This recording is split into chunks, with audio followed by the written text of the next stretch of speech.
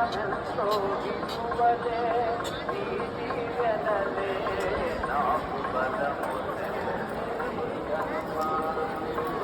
Friends, తిరుమలకి వచ్చినాను. ఇప్పుడే దర్శనం అయ్యింది. బయట కొరుస్తంభం కాడ ఉన్నాను ఫ్రెండ్స్. చూడండి, పొగులంతా జనాలు కనపడలేదు.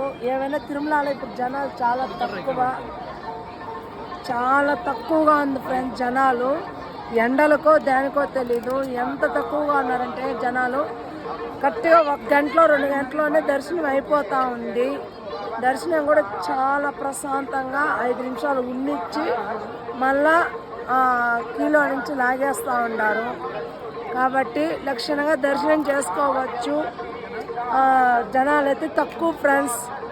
చాలా క్లియర్గా ప్రశాంతంగా ఉంది.